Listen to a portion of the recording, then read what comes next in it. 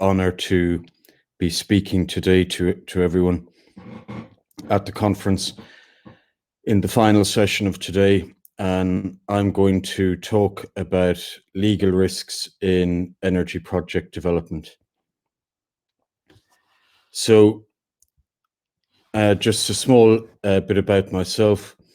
I'm a background in law, and I have also an interdisciplinary energy background from the Interdisciplinary Energy Research Group in Cambridge. I'm a EU Commission Jean Monnet professor as well, and one of the most cited energy law scholars in the world. And I have currently and in the past, I've visiting positions in different universities around the world, and MIT in the US, in Paris and Australia, Colombia, West Indies, Mozambique, and maybe somewhere in the Middle East soon. But the reason I say those is because I'm trying to give here today a global perspective on the issue of energy projects.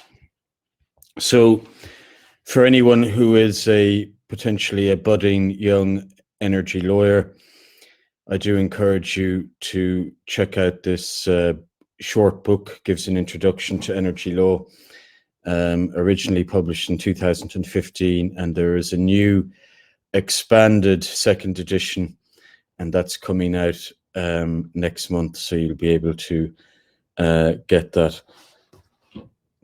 And that gives my own overview from an international to national to local perspective on energy law, and the sort of same way you can apply the same way of looking at an energy law problem no matter where you are, because the energy sector, the technology, all works the same way. So where am I speaking from? I'm speaking from Dundee, which is at the top of, or near the top of the UK. And I'm speaking from just across the water. We have the university, so you can see it behind that big architectural building there on the riverfront. But I'm speaking from the Centre for Energy, Petroleum, Mineral Law and Policy, and we are the world's oldest energy law affiliated unit to a university, centre to a university in the world. We've had students from 140 plus countries come through our doors over those 44 years. And the reason I suppose we were set up here is because, going back to that map, if you look off the coast there of Dundee, that's where we have a lot of the oil and gas. So the centre was set up to help research and study and give advice to the government around issues in oil and gas, and we have evolved over those years to where we are today. So I'll be talking about the legal risks in energy project development, and we can see that these are very important because 44 trillion in new energy investment will happen across the world by 2040. And even if you think of Vision 2030 within your own country, Saudi Arabia, you can see that there is huge investment planned in the energy sector. And when we have all that investment, what we want to make sure is that we have the proper legislation in place. And the more you have that legislation in place, the more you give that legal certainty so that that investment can happen. And that's what we are thinking about today, that we are thinking about. We want to make sure that that investment comes in, is active within a country, but also comes into your country, that people want to invest, and they invest when they see that legal certainty. And it's worth reflecting, on the importance of energy and the energy sector to our economies. And globally, energy is one of the biggest sectors in the world. So around 10% of global GDP is energy related. The only other big sector, which is around 10% as well, maybe a bit higher these days, is health. Health and energy are the two big sectors. So for those young lawyers or young legal researchers who are on this conference, I mean, there is always going to be lots of money pouring into energy and always lots going into health. So if you're looking for an area to specialize in, these two big sectors, they're not going to go anywhere. And there is a connection between energy and health as well, which I will talk more about later. So just have in the back of your mind as we go through this talk, have in the back of your mind, you know, that this is ultimately about trying to have law that gives certainty to investment. And as lawyers, we're trying to make sure the risk profile in energy projects, we're trying to make sure that that risk is dealt with through proper legislation so that we have that reduction. So that's what you need to be thinking about, or that's what you need to be remembering as I go through this presentation. And another key thing that we can recall or throughout the presentation is, you know, energy law is interconnected all across the world. You know, what happens in one part of the world affects another. So we will see that, and we will see different examples of that later on. But, you know, energy is a interconnected sector of the world. And, you know, we can see that, you know, let's say, for example, there are world prices for oil. So, you know, a lot of economies follow those oil prices, you know, that can shape decision making. So we, you know, and when we talk about energy, we always have to be thinking.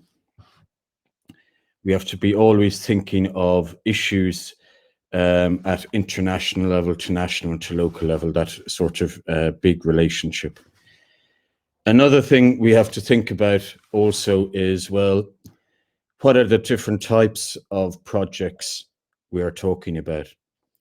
And the different types of projects we're talking about, they happen at the extractive level. So the first stage here, this is the energy life cycle.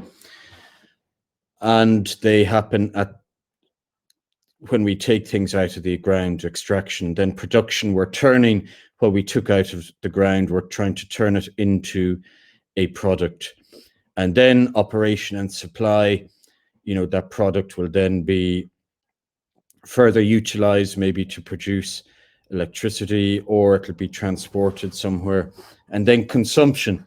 Consumption is where most of us come in, when we consume energy, maybe for our car, maybe even for, you know, for our computers. We consume the electricity for lots of things at home today. And then the fifth stage, we have the waste management and decommissioning phase.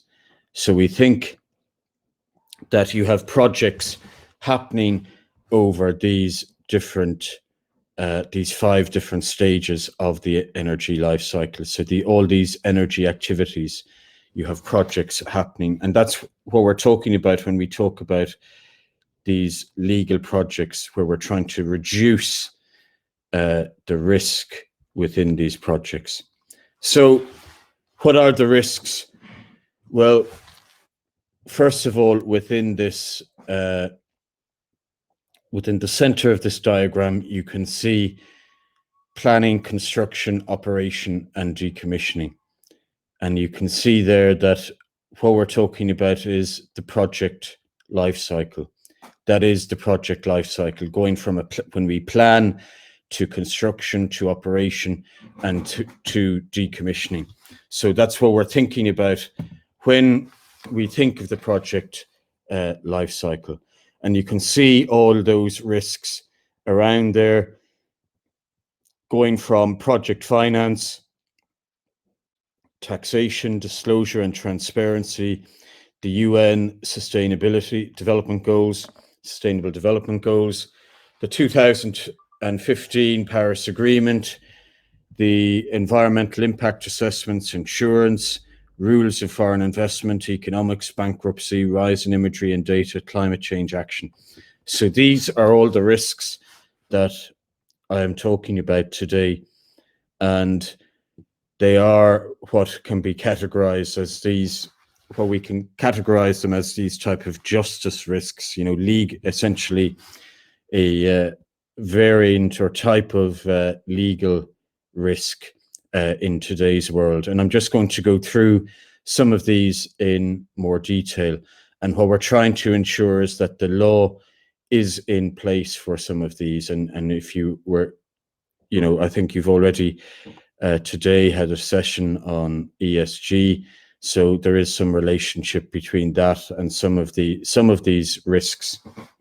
And that's where the law is coming today. And these are great topics for research. Lots of things are happening. You know, you think of all the different legislation that has been updated.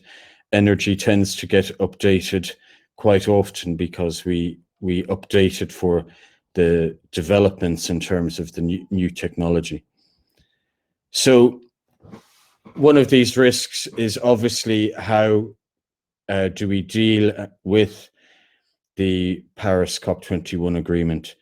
And later this year, there will be the COP26 in Glasgow, so not too far away from where I'm speaking at the moment.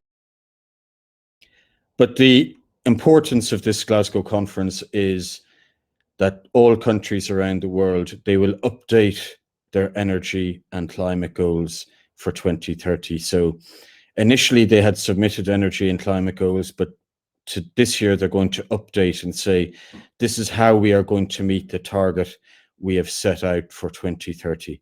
So it'll be a very interesting time in November to see all these new submissions.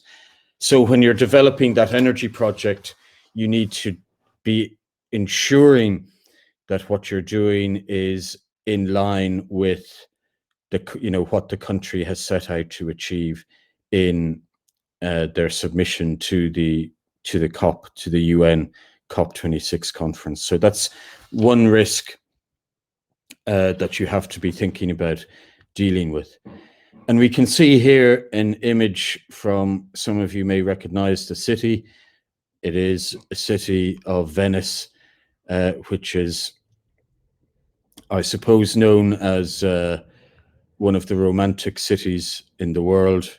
We had the picture from Paris there, which obviously is of the Louvre Museum, which is a romantic city, and also, Dundee is known as the romantic city of Scotland. So you learn something else besides energy law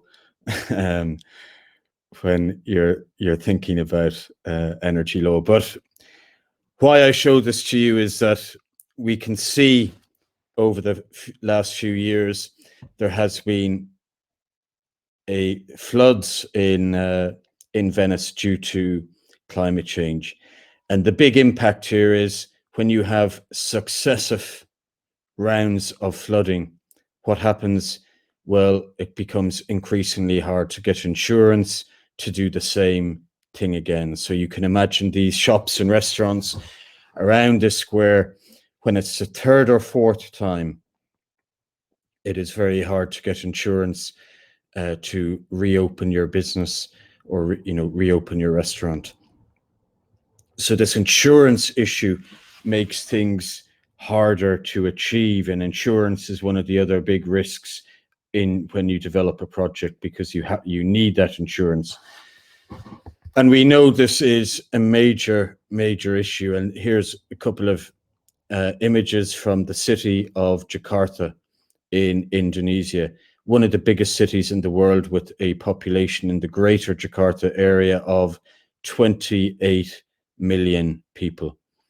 And it was announced around just over a year ago that Jakarta will be underwater by the year 2050.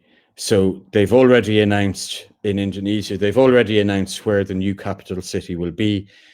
And I believe they've already started construction already since the announcement the city will be underwater. So you can imagine the cost of moving 28 million people essentially to a new city. Maybe they won't all move to the new city, but it still will be huge cost. And these impacts of climate change are being experienced in countries all over the world. And this is why you have these bigger and bigger insurance issues, and why insurance is going up and up. The costs of insurance are going up and up. Feeds into this sort of action around climate change.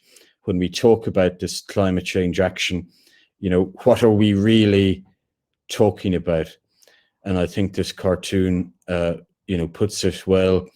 On the board at the back, you see, what are we really talking about? Well, we are talking about energy independence. Very important for all countries around the world. Preserving rainforests, sustainability, green jobs, livable cities, renewables, clean water, clean air, healthy children. These are all the issues that we are talking about. And as the person there says, well, what if it's a big hoax and we create a better world for nothing? Well, that is the answer. I mean, even if you were not to be totally convinced in terms of the climate change arguments, well, we should all be working towards those issues on the blackboard there.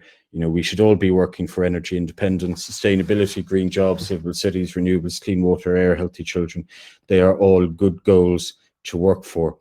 And, we can already see why the policymakers are so interested. And here is one of the figures which expresses why policymakers are very interested in the Paris Agreement and the whole climate change and energy debate. And we have to remember, as a legal agreement, the Paris Agreement was signed by 197 countries in the space of 3.5 years. So never before have so many countries signed an agreement so fast. So you think about one of the most powerful pieces, in essence, of you could say international law is actually the Paris Agreement, and that sent a huge signal to the investment community that governments were going to take action. But you can see here why governments would like to take action, and you can see that each year the welfare losses to pollution are equivalent to 4.6 trillion per year. That equates to 6.2% of global economic output.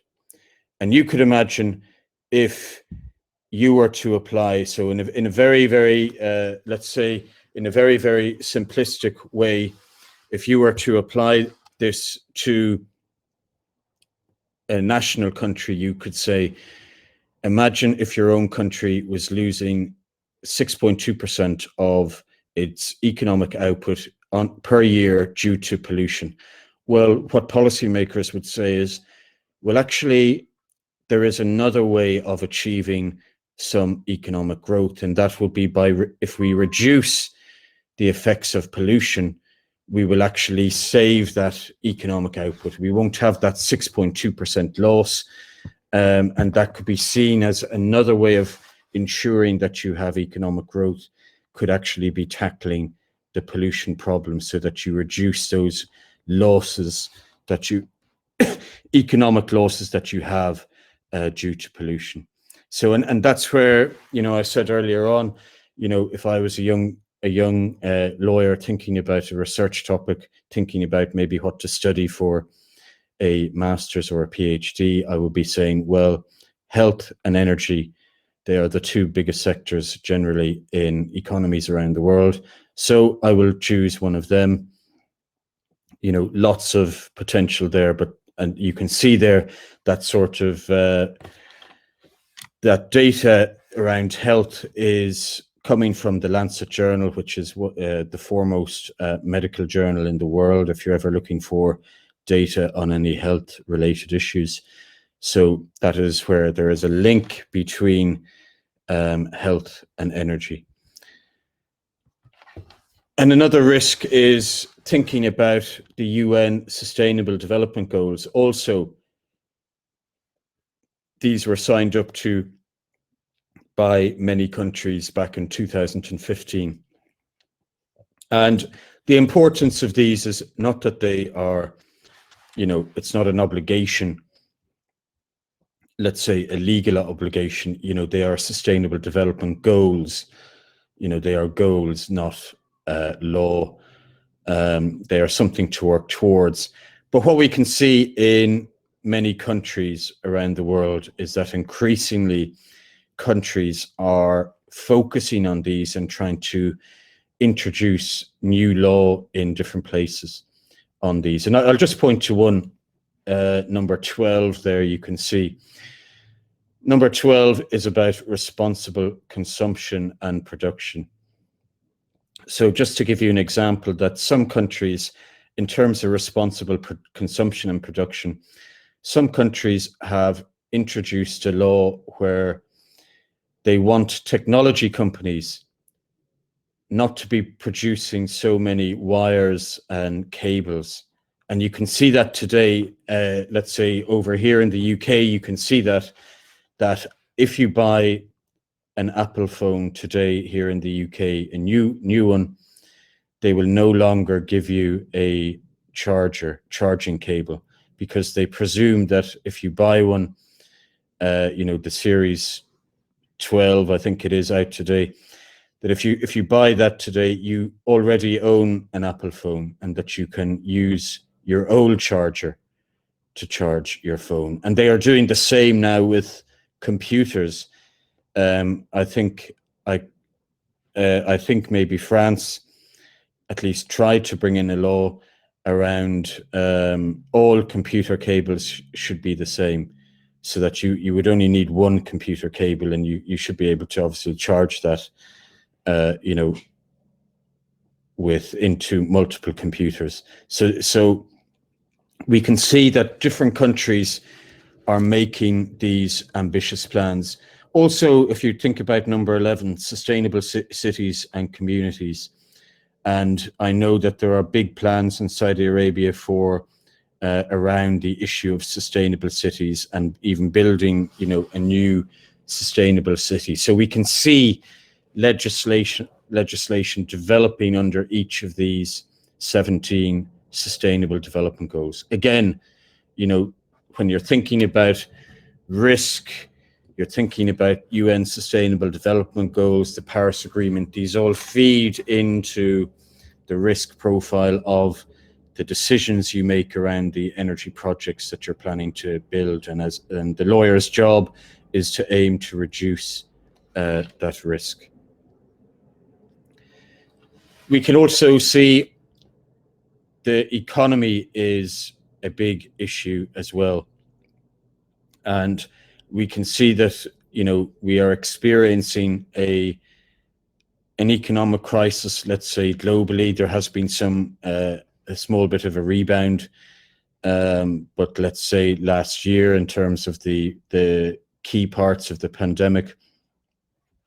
But actually, we could also observe that the global financial crisis in 2007 to 2009, we were still experiencing some of that crisis still, and that crisis has changed the way we think about economics. We no longer think about economics directly in the same way.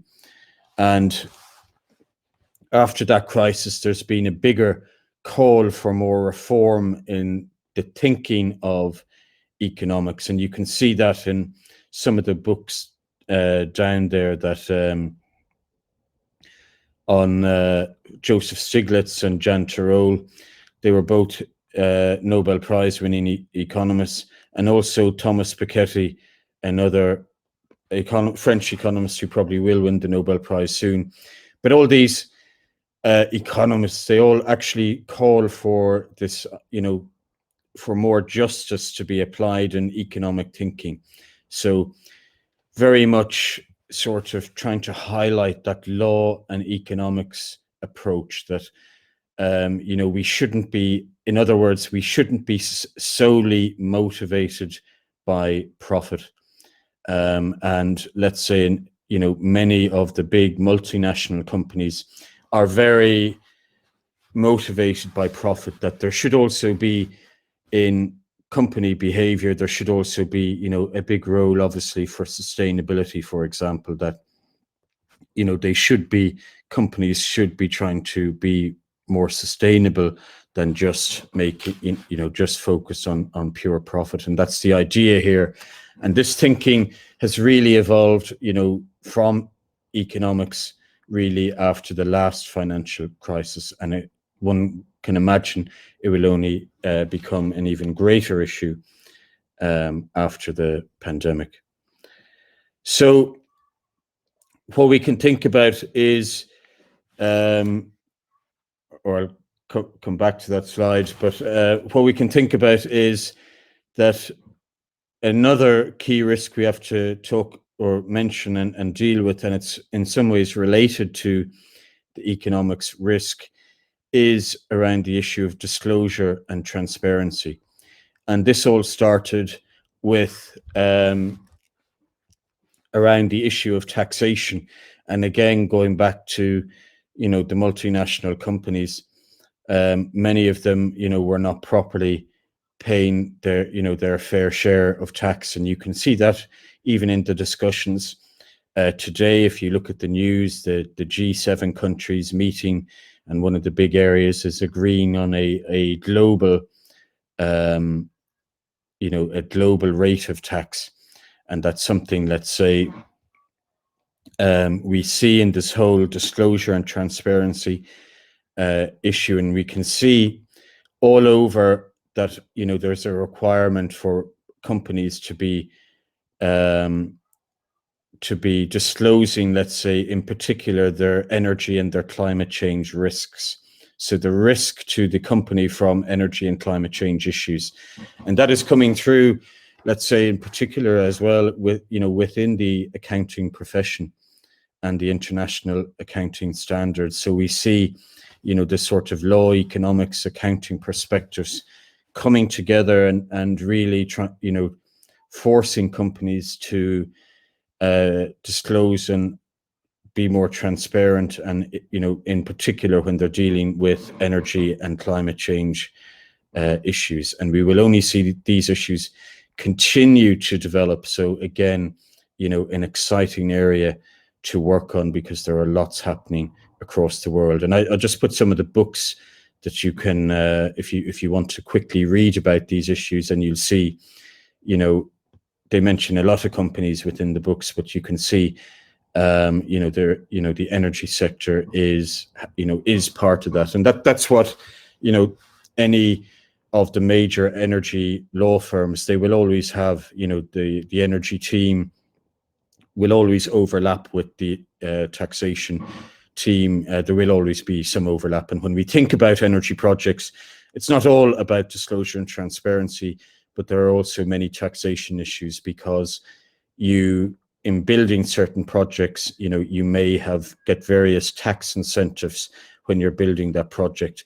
And maybe one country has better tax incentives than another. So again, that, it's managing that risk issue that you may choose. That's why a company may choose, I'll invest in that country and not that country, because they have far better tax incentives. So, particularly if I build that type of technology. So what we need to think about are different levels of energy law, and I touched on this earlier. How things impact on each other. So thinking about the move from international to national to local issues. And I just wanted to highlight an example here of, what is happening in some legal courtrooms around the world. And I think this will mean, this will these tend to transfer over to different countries. So a bit like me talking about the tax incentives, if one country introduces tax incentives, another country will be forced to think, well, if we want to get this investment into our country, we also need to have tax incentives. So you tend to see this happen. One country introduces something, and then the other countries begin to do the same. So what we can see is in Australia in 2019, they rejected a coal mine operation, and the reason the judge rejected it was that they said, well, the main part of the reason, they didn't want to be responsible for that coal being burnt somewhere else in the world, and the carbon dioxide emissions. And what they said was that we want to consider these issues as well as the economic value of the project. And what the project developer failed to show was all the economic benefits of the project. So they challenged the economic benefits, the sort of socio-economic benefits, in other words, the environmental impact assessment. So again, if you remember, going back to the diagram, environmental impact assessments, big permits that you need when you're developing your energy project. So that case happened in 2019, and you could argue and say, well, that's okay. It happened in Australia. Australia is a wealthy country. They can afford not to go ahead and open this coal mine, and they can afford to be thinking about their obligations into the future on their own population to other populations, and they can afford to reject something on the environmental impact assessment. Well, later that same year, you also had a project in Kenya, a developing country, and again it was a coal project. And what you had here was again a failure of the environmental impact assessment process. So the company had in a way tried to bypass the environmental impact assessment process. They had not offered good enough data around the socio-economic contribution of the project to Kenyan society. And that's what you're required to do in the environmental impact assessment, as well as look at the environmental impacts. You have to talk about the socio-economic impacts of your project. And, in a way, the benefits have to outweigh the costs, as it were. So they were not able to show that, and the project was rejected. So you can see, irrespective of the country and what stage of development they're at, people are rejecting the coal plants. It's becoming very risky to develop a coal project, and this was soon recognized that these coal projects were not able to go through, they were not able to pass the legislative processes in these countries. And eventually the insurance industry began to realize this, and they began to say, I think earlier this year, they said it would be very, very difficult for international insurance companies to insure a coal project because they see them as being very, very risky. So in terms of getting finance, attracting finance for coal projects, it has become increasingly difficult. So you can see the effect there, that you're trying to ensure that you deal with all the risks. You have to be dealing with all those risks that I mentioned earlier. So you can see, if just to recap, and you can see the environmental impact assessment risk there, and how it connects with insurance, and how it connects with project finance. So if you look at these type of risks, you can see that there's an overlap between many of them. You can see the connection with each other, and you can see how we can interpret all these risks together. So in thinking of those two cases, and you can see them happening at a national level, but then you can see the fact is these projects don't go ahead at a local level, and then you have that international action by the insurance companies. So you need, when you're thinking about energy law, you need really to be thinking with this mindset, well, if a decision is made or something happens at a national level, how may that affect things locally or internationally? So it's a good way of thinking when you're approaching a research problem. So, and what we can ask ourselves there is, we think of this issue from the future perspective of, what is the world that we are leaving for the next generation? And I suppose that's the big question we ask, and we think then, how do we factor in, again, that sort of, when we're thinking about risk, we are thinking, well, what are we thinking about in 5, 10, 15, 20 years time? And you can see many countries are already thinking far ahead. In Saudi Arabia, you have the 2030 vision, but also you can think in China, you have the government announced a 2060, essentially a similar 2060 vision. I think they call it 2060 zero carbon plan. The UK, here we have a 2050 plan. Even within the context of Scotland, there is 2030, 2035 plans, as well as 2050 plans. But so, and again, you think legally, when you have those plans, how are we going to get there? So how are we going to, if we have this plan, how are we going to get there? And what is the law that we need to change in order to get to that, year 2030 for the world to look, in a particular way? And that's what you are saying when you have a vision for 2030. You're saying, this is the way we want to be in 2030. Now, what is the law we need to introduce in order to get there?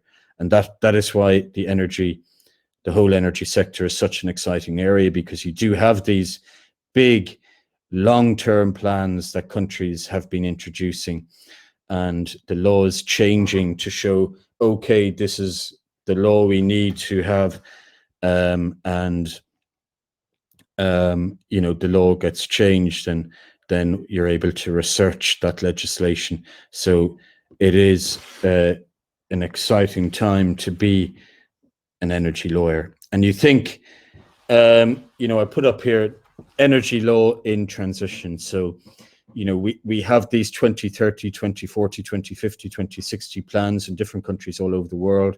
And we think, well, they need some way of thinking about energy law. And one of the ways to think about it is through a sort of principle-based approach. And you just see some of the principles here. You'll have heard of some of them before: natural resource sovereignty, access to energy, very important, to give everyone access to energy. That helps build, economic growth. You can see other ones here, energy justice, protection of the environment, human health. We talked about combating climate change, energy security, very important for countries, and also the issue of resilience. And we can see that in terms of, particularly around the pandemic, we want to make sure that energy is contributing to a resilient economy, that the economy is able to continue to grow despite maybe external and internal shocks, such as from economic crises or such as something like a pandemic. We want the energy sector to be able to be resilient enough and not to be having, you know, ups and downs.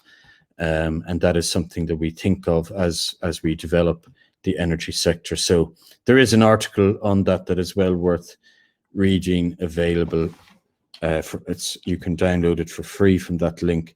I'll put it into the chat maybe after the talk. But you know, when we think about solving those risks, you know, we can think, well, what are some of the things we need to again think about? And you know, again, I have some of these slides where I've said, you know, these are ways you can think about the problem. So the researcher, if you're a researcher, you should be interested in how do energy lawyers today think about problems. So I had this diagram here. You're thinking about something in the context of energy activities. So you're saying, well, what is the activity that I'm focusing on in terms of the energy sector? You can also think about energy law from the perspective of the level of energy law you're talking about. Is it international? Is it national? Is it local? And then, you know, this one of thinking of solving these risks.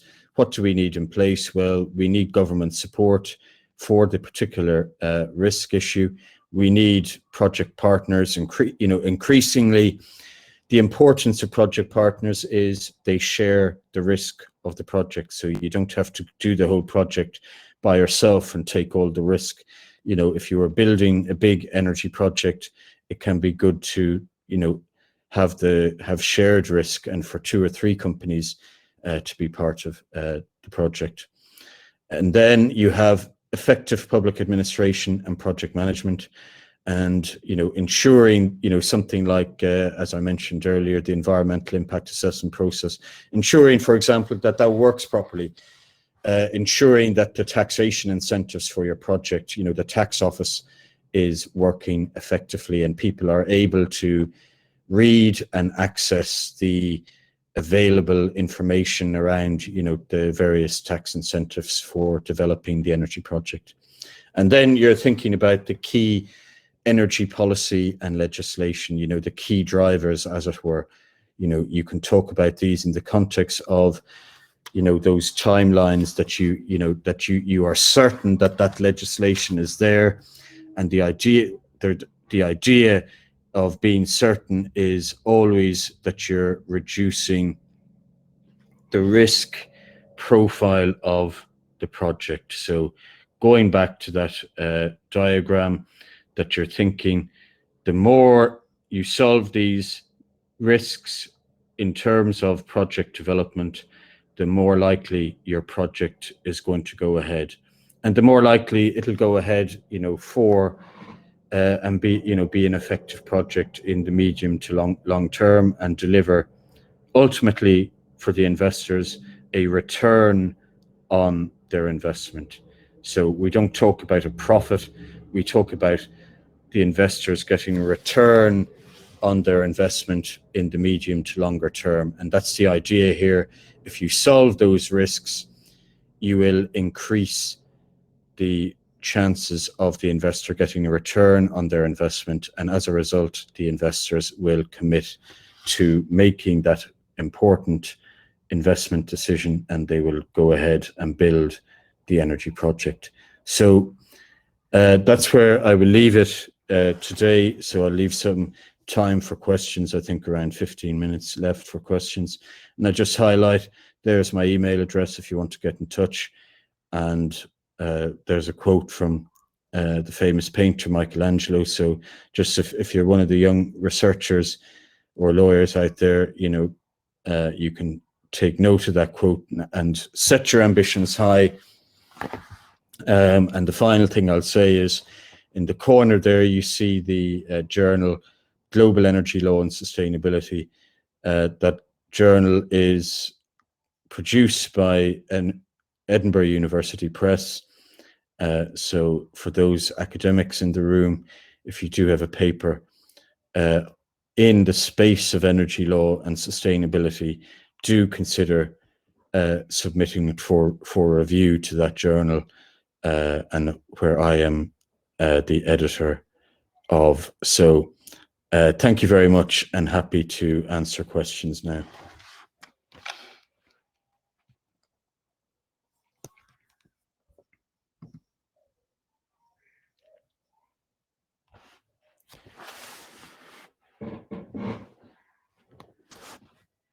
So I have one question to start with, and one of the questions is, will lawyers who work in the energy sector work independently or for government? Well, generally they will work, lawyers will work, they can do both. So lawyers can work for the government in one of the government offices. It could be in the, it could be in energy, it could be within the environment, the climate change, and, in the taxation office, the finance office. Remember, energy projects cost a lot of money. So you're talking about, there are many divisions within government who may need the energy expertise. But also you can actually work in a law firm. Many of law firms are increasingly developing energy teams, but also equally you can work in, also you can increasingly work in for, let's say, an energy company. So there are a variety of different, let's say, jobs you can take as an energy lawyer. So that's why it is,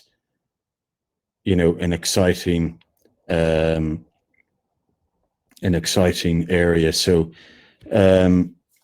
it's an exciting area to, to research or to go into, to qualify in, because there are many different options you can take for a career. But the three big ones will be working in the energy team in a law firm, working as a lawyer for the energy company, or working for the government as an energy lawyer. So a more broad question on the pollution, just so if you do have any questions, do feel free to ask them. But a more broad question, will planting trees reduce pollution? Well, yes, trees absorb carbon dioxide, so it is a great way to absorb carbon dioxide.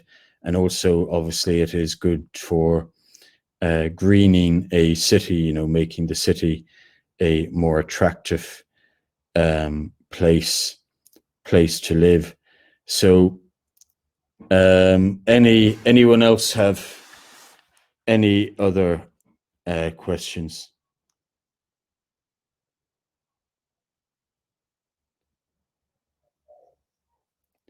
So, just to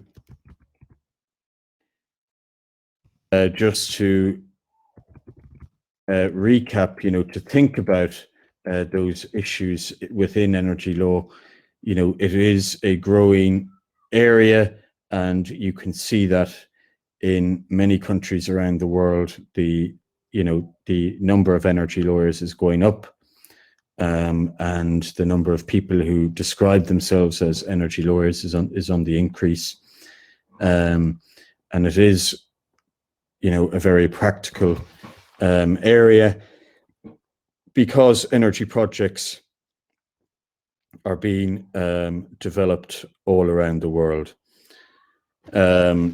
So you could have a national projects to work on and also international projects to work on, because maybe your company invests in other countries, or your government makes investments in energy projects in other countries. So I don't see any more questions there, but if there is no more questions, I think we can finish we can finish the session here and let people go off for the day. I think this is the last session. But so thank you very much for speaking. You have my email address. So there is one final question.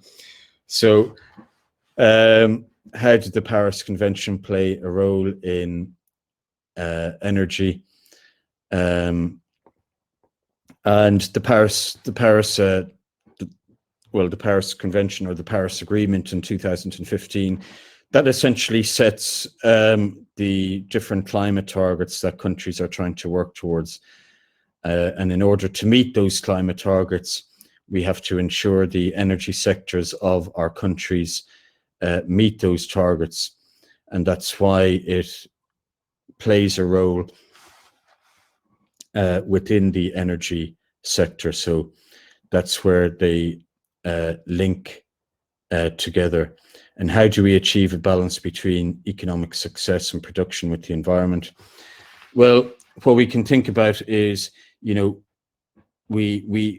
more energy projects you build, and different countries need to think about the sort of climate-driven energy projects, because remember, energy demand is on the increase. In today's world, we are using more and more products that are increasing our energy use, and soon we may be even driving cars, electric cars, that will mean we need even more electricity. So we need to think about that energy demand going up, and that we can solve that issue of the energy demand going up by building these energy projects, diversifying into this clean energy, and then this clean energy can obviously help the environment. And the clean energy, these new projects, they will also obviously offer more jobs. So we will require more expertise in those areas. So it is a way, to me, industry needs to provide more energy. This new technology, or cleaner and newer technology, it provides a great opportunity to make that investment, as well as meeting the environmental concerns. So I think that's how we can achieve a balance. Remember, energy is not going away, it is continuing, and our use of it is increasing. So it's just about ensuring that we have a more diversified energy mix within our country. So a final question, I believe, is what is the growth of the sector, and how much is business expansion of, how much is a lawyer essentially working on in that area? Well, the sector is growing very fast and continues to grow very fast. So until 2040, you might remember the figure I mentioned of 44 trillion, but you can many people say that figure will be far exceeded. There are some figures I've seen of 75 trillion and not just 40 trillion. So the sector is growing fast. Part of the reason the sector is growing fast is also because the technology is becoming cheaper and cheaper. So people believe that, they believe that this is an option because the technology is getting better and better. And, potentially soon, people may even, already people are able to buy solar panels, but, in a couple of years, solar panels are estimated to drop even further in price and make them very affordable to the individual. So the whole area is growing in all different ways around all those energy activities that I had in the diagram, from extraction to production and supply, to operation, to consumption, and to waste management and decommissioning. So all the energy activities are growing, business is growing, and there is important work here for there is very important work here for lawyers. And if you look at law firms in many different countries, and I'm sure also, I believe, in Saudi Arabia, that the number of energy lawyers is on the rise, and law firms are expanding their energy law teams, or they are creating bigger, they are joining other teams up with energy to capture some of the issues, such as I mentioned earlier, maybe the taxation lawyers are joining in with the energy team, or let's say the construction lawyers are now part of the energy team. So it is only going to be an area that increases globally, nationally, and locally. So there will be room for work at all those three levels. So I will finish there. There's only 3 minutes left anyway, but thank you very much. It was an honor to speak to you all today, and I'm happy to share with you those research papers if needed, or just send me an email, and I'll be happy to share those. So thank you very much again, and enjoy the rest of the conference.